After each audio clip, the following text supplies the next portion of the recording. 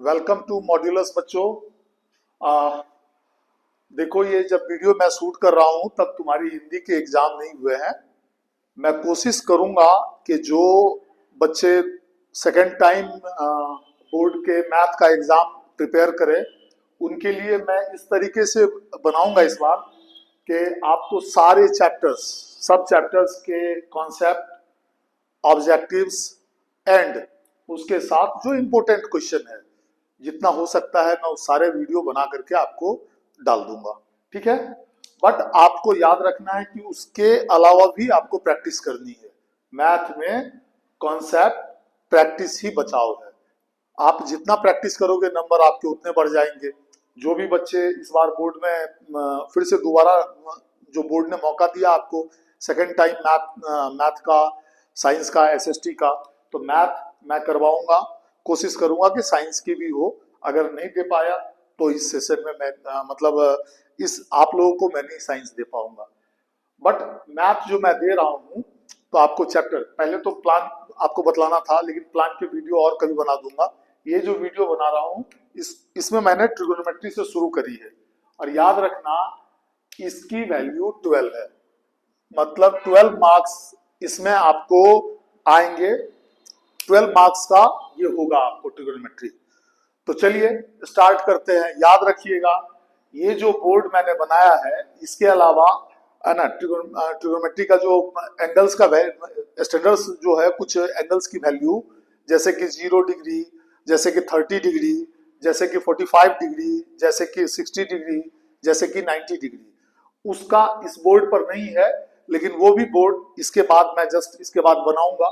तो आप याद रखना कि ये बोर्ड आपके लिए बहुत इंपॉर्टेंट है। कुछ चीज प्रूफ करके दिखाया गया है ये बोर्ड। इस बोर्ड में आप जो यहाँ प्रूफ देख रहे होंगे, सबसे पहले तो मैं सामने से नहीं हूँ, तो आपको जैसा कि मैंने वीडियो, आपने मेरे अगर वीडियो पहले देख रखे होंगे तो मैंने समझाया है कि सबसे पहले कॉपी कर लो।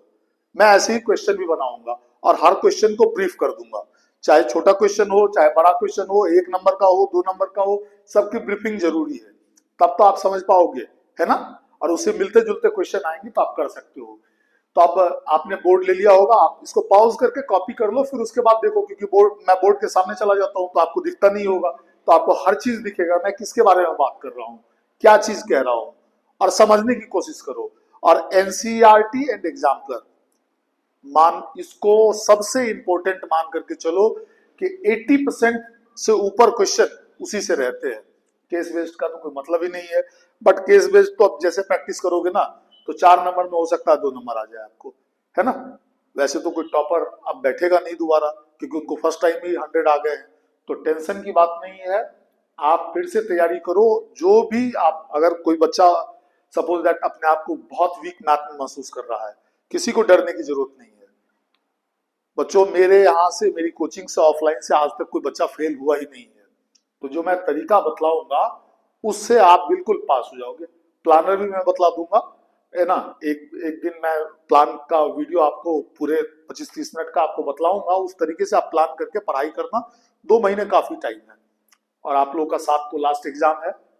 तो चलो हम शुरुआत करते हैं ट्रिगोनोमेट्री से, 12 नंबर का। और याद रखना है कि ये आपका 10th में ही इंट्रोड्यूस हुआ था।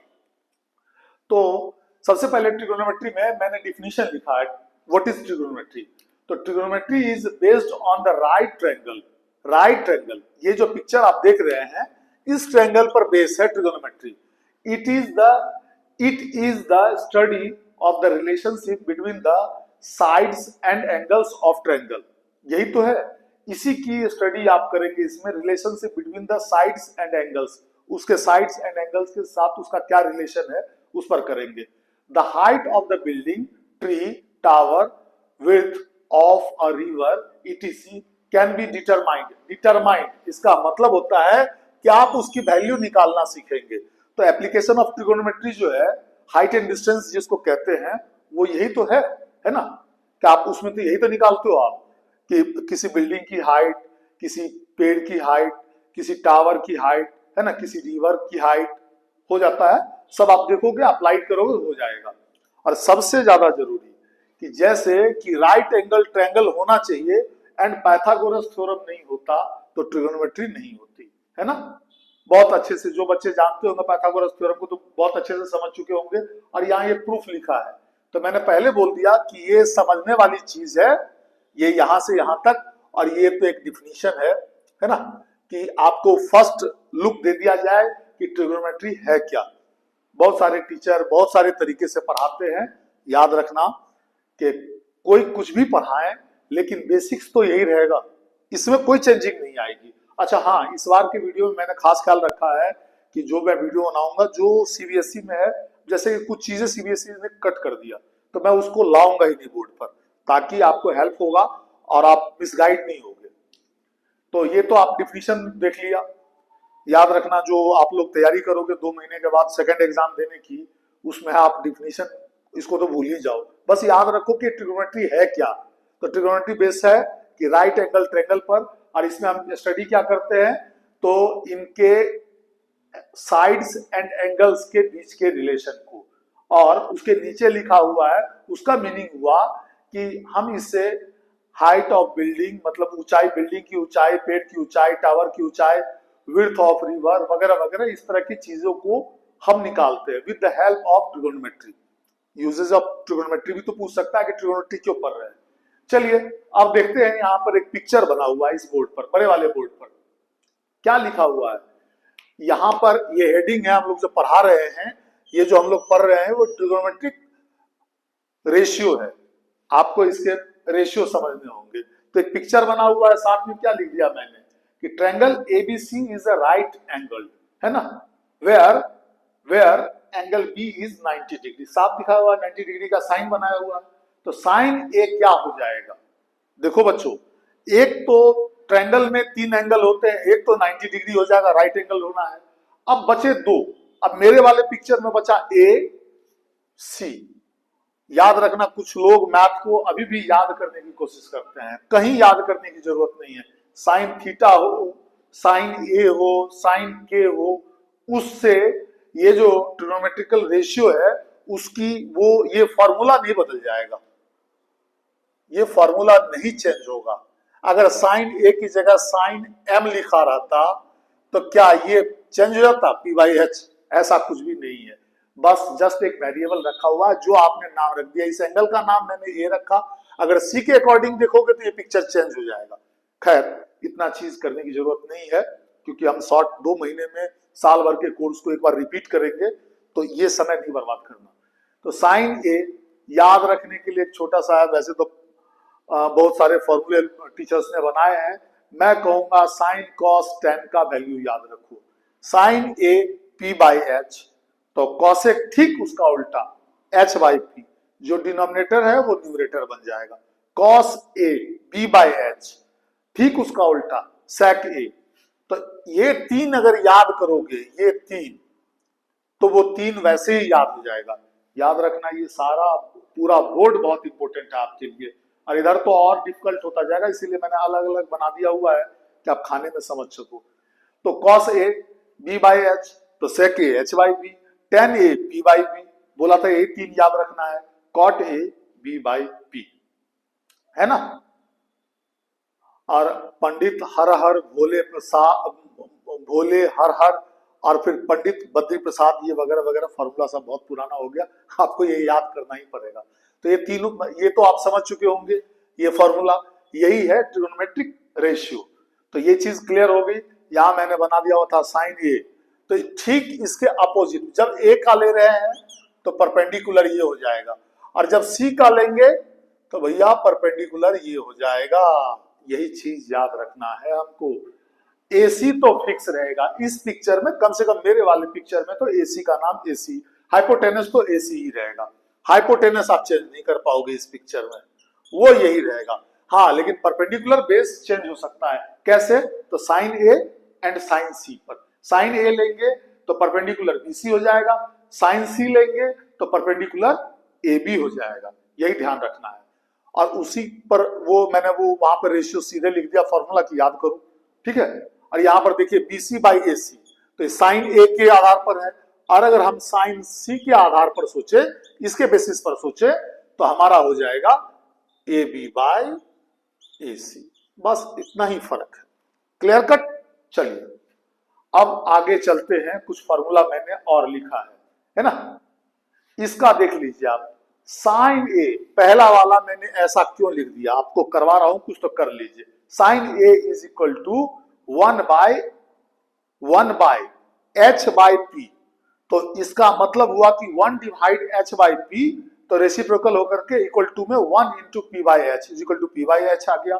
ठीक है, ओके। अब देखिए साइन ए की तो आपने पी बाई एच लिख रखी है। अब देख लीजिए आप, cosec A 1 by P by H. अरे भैया ये सीधा सीधा यहां पर मैंने साइन को रख दिया इसी के फॉर्मूले से। तो क्या हो गया हमारा, 1 divide P by H, 1 into H by P, तो एच बाई पी आ गया।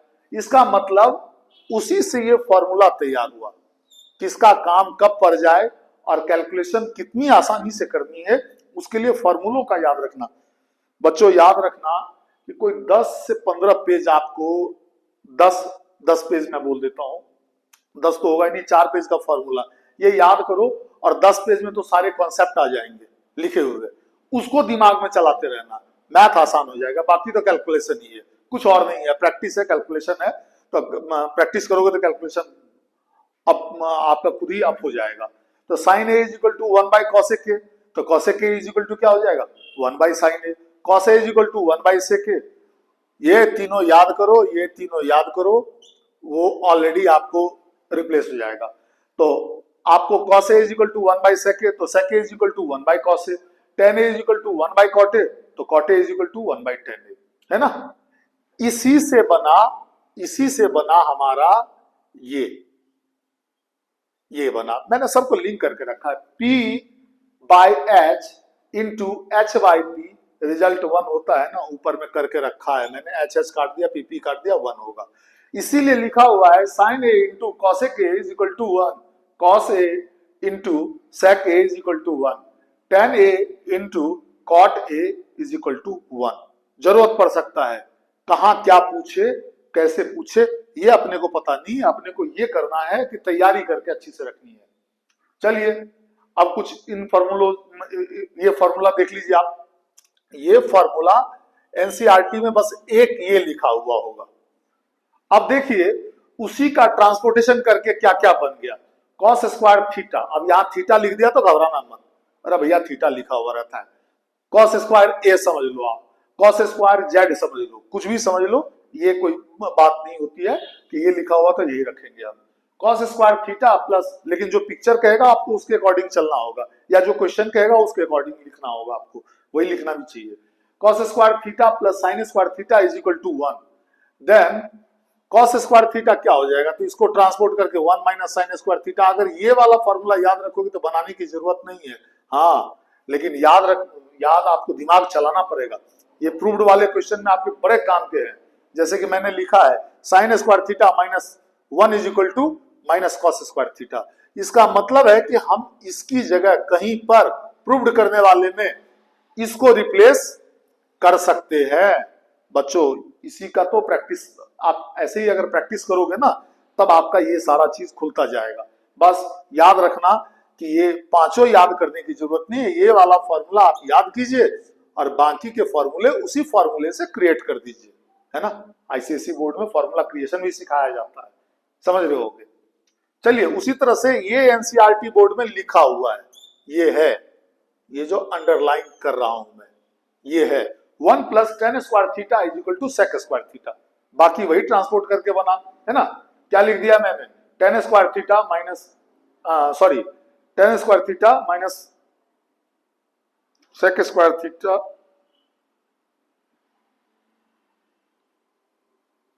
यहां पर -1 होगा, मैं अभी ठीक कर देता हूं। सेक स्क्वायर थीटा है ना minus tan square theta is 1, this is the correct, but ये हो जाएगा गलत, है ना, ये गलत हो जाएगा क्योंकि ये ट्रांसपोर्ट करना होगा, यहां पर -1 होगा बच्चों, ध्यान रखना। Why, because tan square theta minus sec square theta, और इसको जब ट्रांसपोर्ट करोगे तो ये -1 हो जाएगा। माफ करना बच्चों, लेकिन देखो बोर्ड पर ये आपको अप्लाई करना होगा, तो दिमाग कितना चलाना होगा। जिस क्वेश्चन में हमको इसकी जरूरत होगी तो और ये रहेगा तो इसकी जगह हम रिप्लेस करेंगे कि नहीं करेंगे, यही काम तो है प्रूव्ड करने वाले में। प्रूव करने वाले से भागते होगे, 3 नंबर या 5 नंबर का भागना नहीं है। और ये तो आपने साफ साफ देख लिया, sec स्क्वायर थीटा, इसको ट्रांसपोर्ट किया minus tan square theta is 1। अब वही काम फिर किया मैंने, क्या कर दिया आपने कि 1 minus sec square theta is equal to minus tan square theta, transport कर दिया, इसको इधर ले आए तो ये भी माइनस का हो गया, ये भी माइनस का हो गया, मतलब 1 से 4 बना। याद करने वाला यही है, ये वाला जिस पर डबल टिक लगाया मैंने, ये बिल्कुल इसको समझना है, इन चीजों को समझना है। चलिए इस बोर्ड पर भी लिखा हुआ है cot square theta plus 1 is equal to cosec square theta.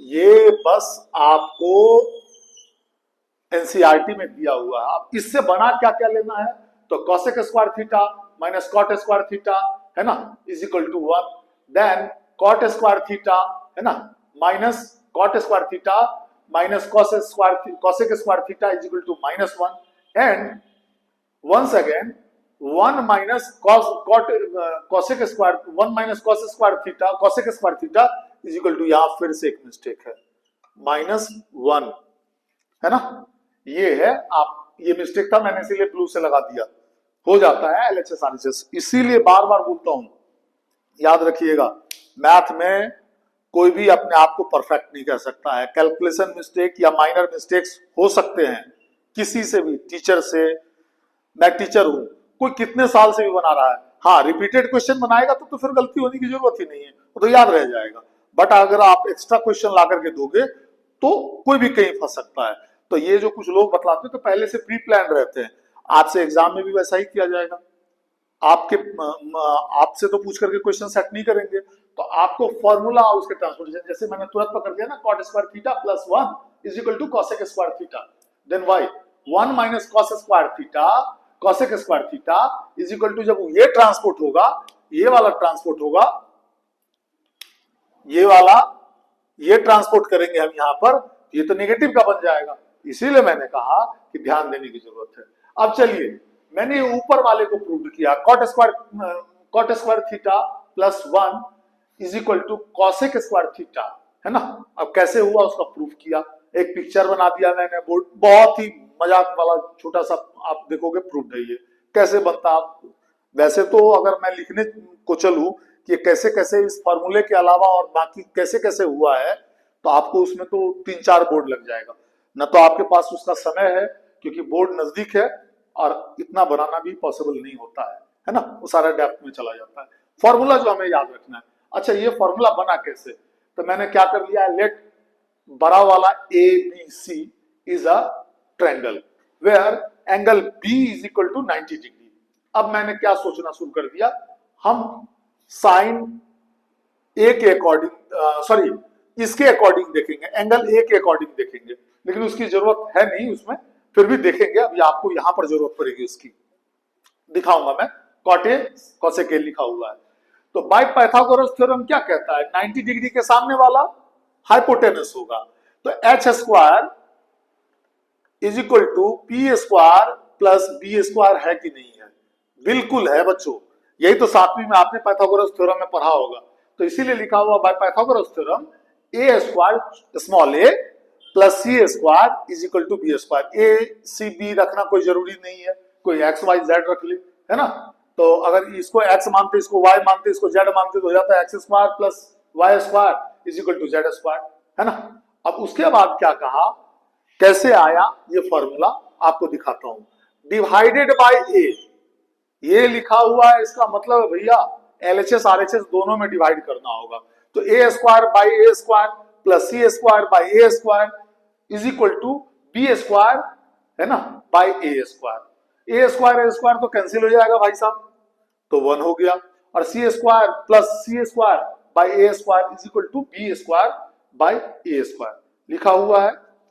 But we know सबसे पहले तो कॉट का फॉर्मूला क्या है, याद करो, बी बाई पी है, बी बाई पी है इक्वल टू, मैंने बाई के रूप में यूज कर लिया, बीच में जगह नहीं थी मैंने लिख दिया। चलिए अब देखिए यहां देखने को समझने को है, तो हमने लिखा था कॉट ए, तो भैया कॉट ए है ना, तो परपेंडिकुलर कौन बन जाएगा इसके लिए, आप ध्यान दो, परपेंडिकुलर कौन बन जाएगा, कॉट ए बोला मैंने, है ना। तो कॉट ए परपेंडिकुलर बन जाएगा, ये आपका ये परपेंडिकुलर बन जाएगा, ये परपेंडिकुलर बन जाएगा, इस एंगल के बिल्कुल सामने में है, तो ये परपेंडिकुलर बन जाएगा, है ना। और इसका तो कुछ कहना ही नहीं, ये तो हाइपोटेनस तय है, सी ए या ए सी हाइपोटेनस तय है। तो अब ये तो परपेंडिकुलर बन गया। चलिए इसके बाद हम देखते हैं कि ये परपेंडिकुलर बन गया सी बी, तो ये क्या हो जाएगा, ए बी बेस हो जाएगा हमारा। इसीलिए बेस बी बाई पी है, तो सी ए बी की वैल्यू सी है, स्मॉल सी है, बाय ए मैंने रख लिया था यही, तो सी बाय ए। अब कॉसेक एंड, ये है एंड, तो कॉसेक ए क्या होता है, एच बाई पी होता है ना, एच बाई पी होता है।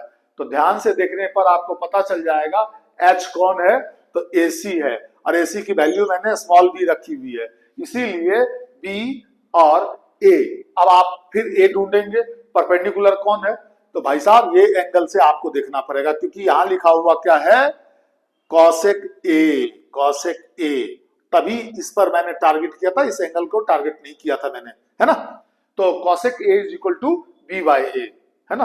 तो अब आप बिठा दीजिए कि ये दोनों है, तो यहाँ 1 plus cot A semi bracket में square is equal to semi bracket में cosec A square is equal to, भाई साहब जब इसका स्क्वायर करोगे तो कॉट पर खाली स्क्वायर लगेगा, ए पर मत लगा देना कभी भी, एंड कॉसेक स्क्वायर ए हो जाएगा। इस तरीके से प्रूव्ड हो गया। ये प्रूव्ड बस आपको बतलाने के लिए था, आपको तो पूछा नहीं जाएगा, आपको तो इसके तरीके से करना होगा।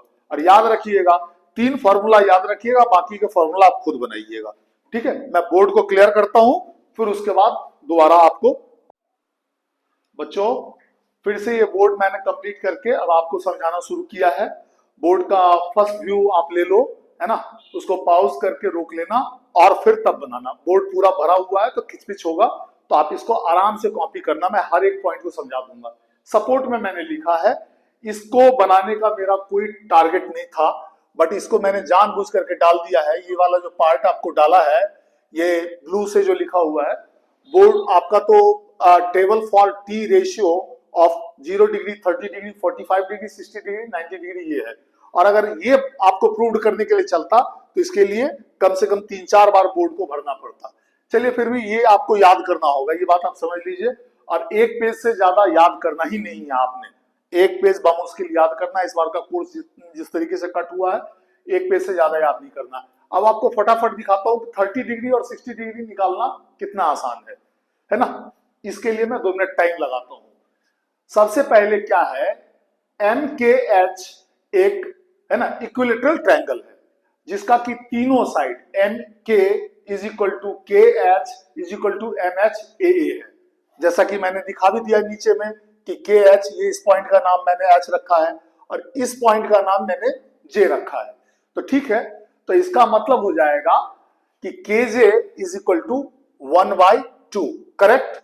और ये 90 डिग्री का 90 डिग्री का ये परपेंडिकुलर है ना, एम जे परपेंडिकुलर है, एम जे परपेंडिकुलर के एच पर है, करेक्ट। तो आप देख लीजिए कि 90 डिग्री है और ये एंगल एम को 2 पार्ट में डिवाइड करता है, तो 30 डिग्री 30 डिग्री, ये 60 डिग्री, इसको तो आप छोड़ ही दीजिए। तो आपने देखा कि भाई केजे तो मेरे पास है ना, और एम के भी है हमारे पास, है ना, एम के ए है और केजे 1 a/2 है। तो अब हमें तो एम ए निकालना पड़ेगा। आप एम ए एक परपेंडिकुलर है ना, या परपेंडिकुलर या बेस, ये तो एंगल डिसाइड करेगा, बट आप एम ए को कुछ भी मानोगे तो एम ए का फॉर्मूला क्या हो जाएगा, अंडर रूट एम के स्क्वायर माइनस के जे स्क्वायर।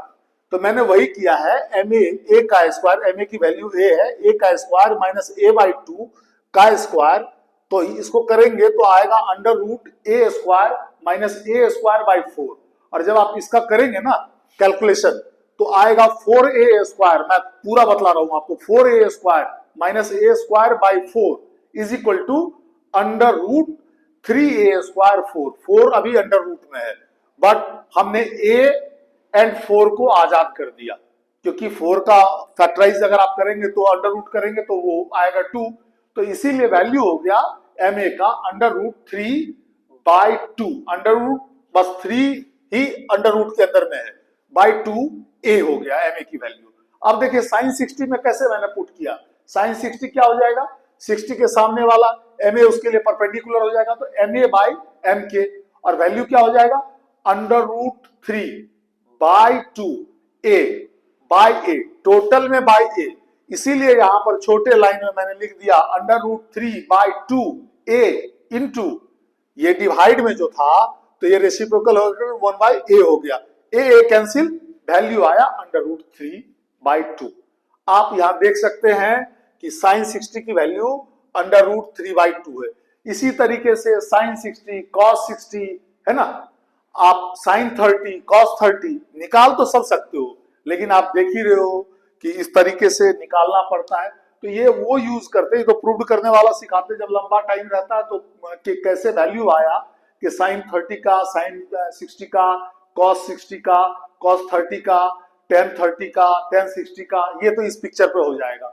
फिर अलग अलग 45 के लिए अलग बनाना पड़ेगा, है ना, वो इस तरह की ट्रायंगल नहीं होगी। अब उसकी बात करें तो वो कुछ इस तरह से, मैं इसको मिटा रहा हूं और आपको यहीं पे बतला रहा हूं, है ना। वैसे इसकी जरूरत अब एंड 2 महीने में आपको नहीं होगी, फिर भी मैं आपको बतलाता हूं।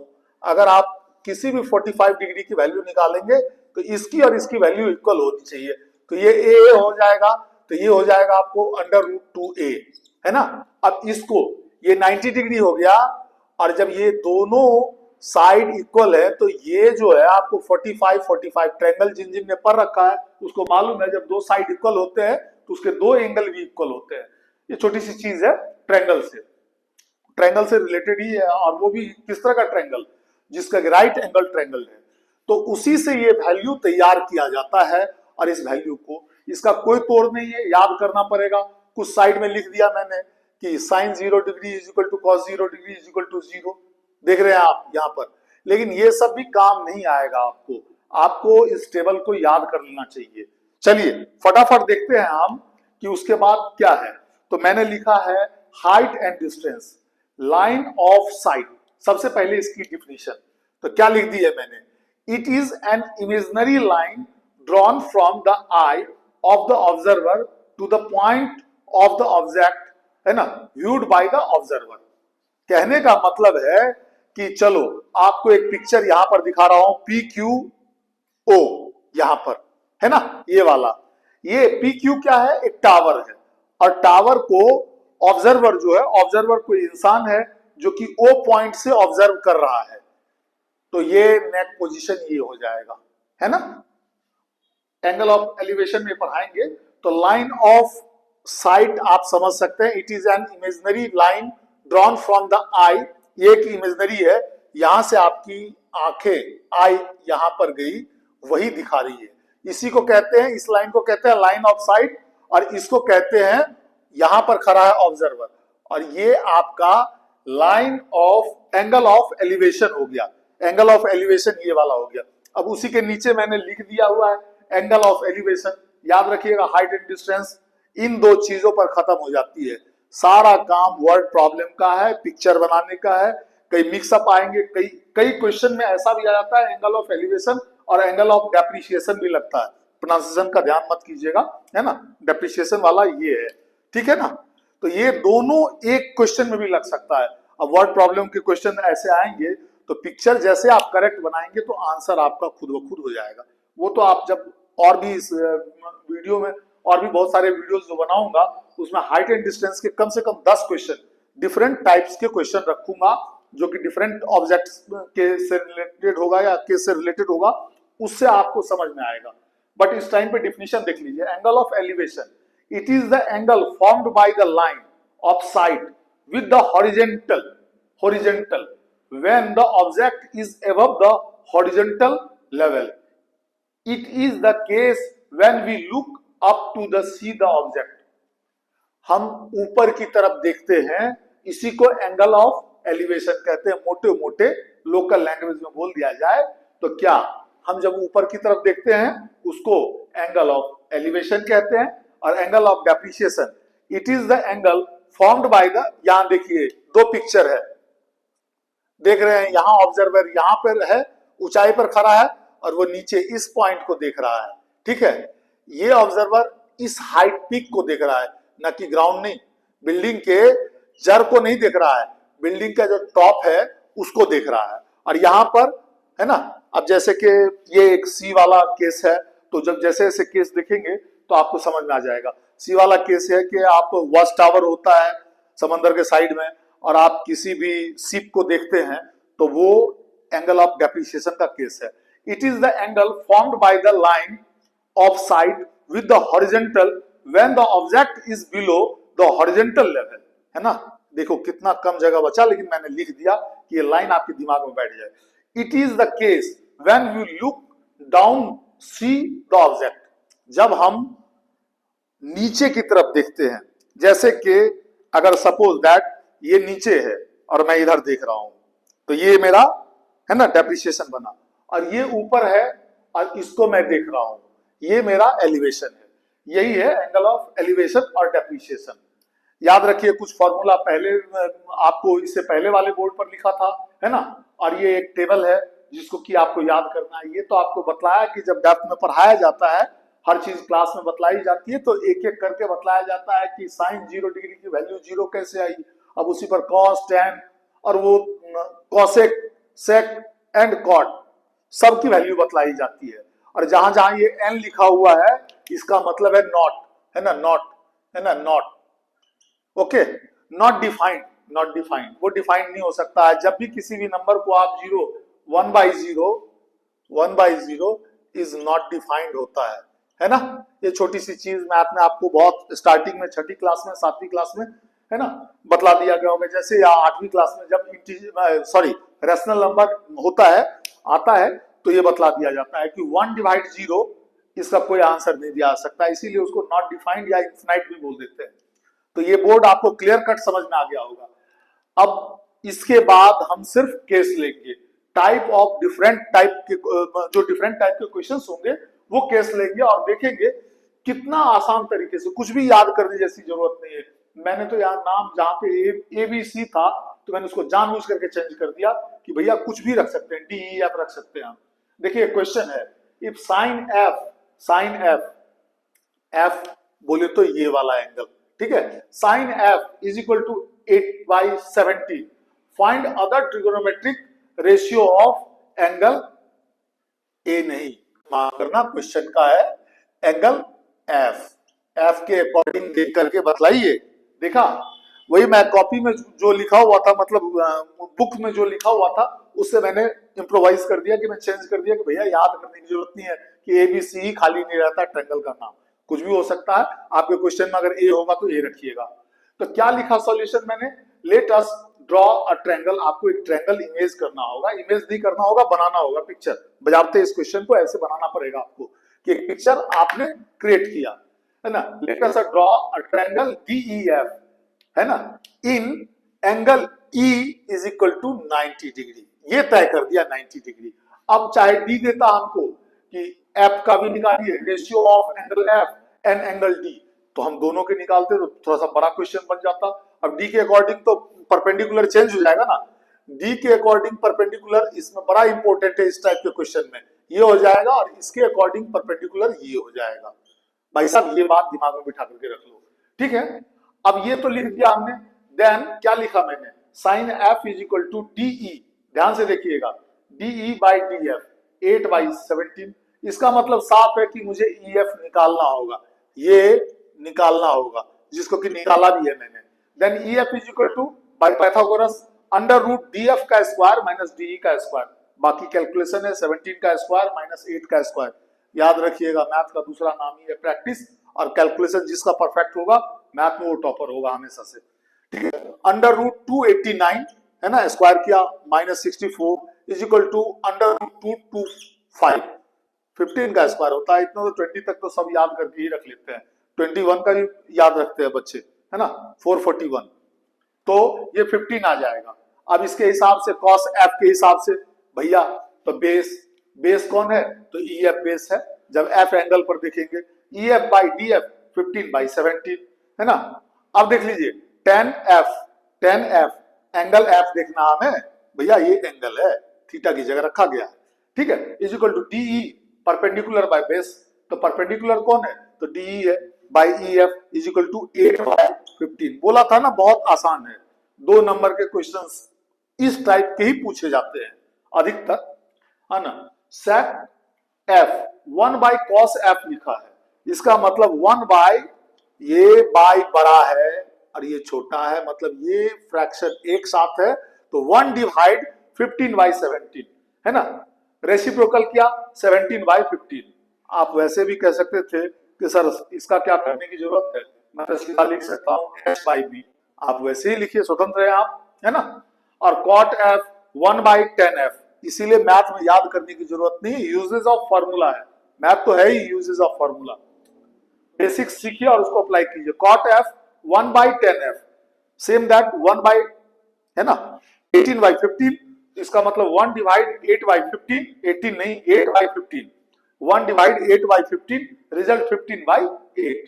एंड cosec f में मैंने करके दिखाया 1/sin f, इसका मतलब 1/8 डिवाइड 8/17, सॉरी 1 डिवाइड 8/17, रेसिप्रोकल होकर के 17/8 हो गया। बेसिक्स का ख्याल रखना पड़ता है कि कुछ बच्चों को अब किसको आ रहा है किसको नहीं आ रहा है, मैं तो चाहता हूं कि सब सीखे, इतना इजी है ये।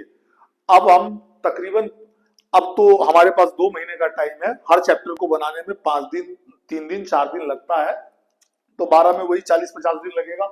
मैं डिफरेंट टाइप के क्वेश्चन, एक टाइप का क्वेश्चन रिपीट नहीं करूंगा, लेकिन अब आपका काम होता है कि मैंने बोला ना आपको कि 2 पेज अगर मैंने लिखा होगा कॉन्सेप्ट, तो उसमें सारे डिफिनीशन थे, उसको सिर्फ समझना और याद कर सकते हैं, अप्लाई कर सकते हो, कीजिए, वरना मैं तो कहूंगा आप अप्लाई कीजिए, बट अगर भूल जाते हैं तो भूलिए, कोई दिक्कत नहीं है, लेकिन एक पेज आपको याद रखना होगा, वो पेज याद रखिए और फॉर्मूला बिठाइए। और ट्रिगोनोमेट्री के तो मेरे ख्याल से आपको 12 में से 10 नंबर जरूर मिल जाने चाहिए। हाँ, अंटिल की अगर ये क्वेश्चन पूछता है हाइट एंड डिस्टेंस का, इसमें आप पिक्चर सही सही बना लीजिए और उसको अप्लाई कर लीजिए, तो उसके लिए मैं कम से कम 5 से 6 तो कम से कम ज्यादा भी डालने की कोशिश करूंगा, क्योंकि हाइट एंड डिस्टेंस एक या एप्लीकेशन, और मैं और सबका इस्तेमाल करता हूं कि एप्लीकेशन ऑफ ट्रिगोनोमेट्री एक स्पेशल चैप्टर है, उस चैप्टर को इतनी दूर में खत्म कर दिया गया है सारे बुक्स में, बट उसका जब अप्लाई होता है वो बहुत बड़ा होता है, वो वर्ड टू वर्ड, जैसे क्वालिटी की क्वेश्चन, इतनी दूर में क्वालिटी की क्वेश्चन खत्म हो जाएगा, लेकिन अब जब आप क्वेश्चन करने के लिए जाएंगे तो आपको सबसे पहले क्वेश्चन क्रिएट करना पड़ेगा। यही बच्चों को सीखना चाहिए और यहीं से ये समझ डेवलप होनी चाहिए कि मैथ को रट नहीं सकते, हर क्वेश्चन मेरे से नया पूछेगा। तो चलिए फिर मैं ट्रिगोनोमेट्री के अगले पार्ट में, जो कि सेकंड वीडियो होगा, उसमें मैं आपसे मिलता हूं और आपको कुछ क्वेश्चन और बतलाता हूं।